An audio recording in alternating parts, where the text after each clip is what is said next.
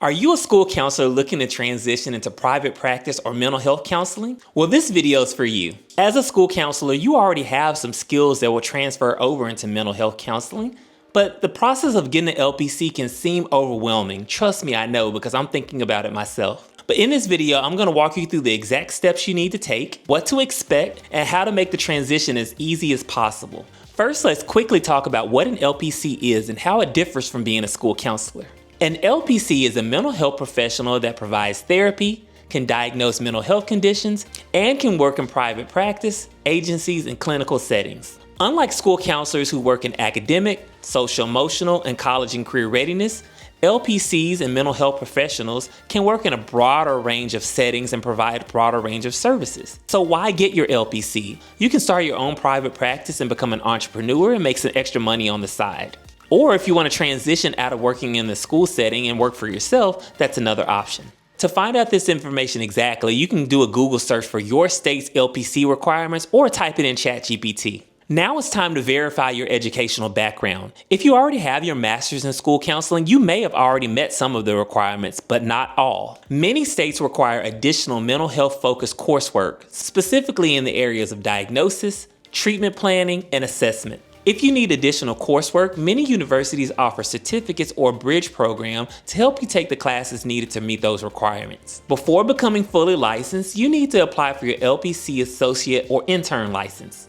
This usually involves submitting transcripts, paying application fees, or even passing a background check. If I were you, I would check your state's processing times. Sometimes it can take weeks or even months before this is complete. Next, you'll need some supervised clinical experience. Most states require 3,000 hours of supervised clinical experience. Finding a supervisor can be tricky, so I recommend searching your state's approved list for supervisors, checking Facebook groups, or even asking other therapists for recommendations.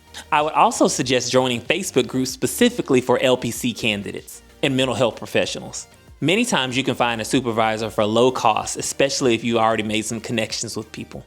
Some positions offer paid supervision, but many of them you have to pay out of pocket, so that's another expense to prepare for. To become fully licensed, most states require that you pass the NCE, the National Counselor Exam, or the NCMACE, the National Clinical Mental Health Counseling Exam. These tests can be tough to pass, but there are many resources available to help you pass, such as practice exams, study guides, and prep courses. I purchased this book. It's the Encyclopedia for Counseling, the Purple Book, that's what I've heard people playfully call it, by Howard Rosenthal. It's a thick book, but I plan on reading this book, creating index cards for studying, and I'm going to take some of the practice exams online. This book wasn't expensive. I think I paid like $50 on Amazon. Once you've completed your supervision hours and passed the test, it's time to apply for your full licensure. This involves submitting proof of supervision, passing exam scores, and one final application fee. Once approved, congratulations, you're officially an LPC. So now that you know the steps, let's talk about 3 things that you can do to make this process pretty smooth. Many school counselors work part-time in mental health agencies, which can be an additional source of income and can help you get your supervision hours. It also allows you to keep your full-time job and get the supervision hours at the same time. So it's a win-win situation. You want to build up your network, so join professional organizations like the ACA, the American Counselors Association, or state-level LPC organizations to connect with mentors and people that can help you along the way.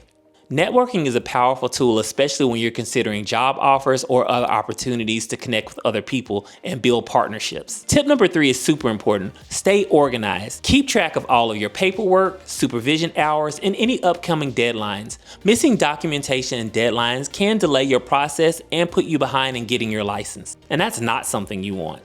I want to hear from you. Are you considering getting your LPC? And if you are already fully licensed, drop some tips in the comments. Your tips may help someone else through this process. If you found this video helpful, consider buying me a coffee. Drinking coffee makes my creative juices flow and helps me create videos specifically for you. And check out this video on the screen if you want to know the difference between an LPC and a school counselor if you're kind of on the fence with what you want to do.